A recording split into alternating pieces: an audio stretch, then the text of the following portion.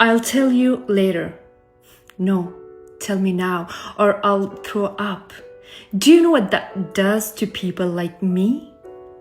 Now I'm pacing, overanalyzing, and replaying every conversation we have ever had.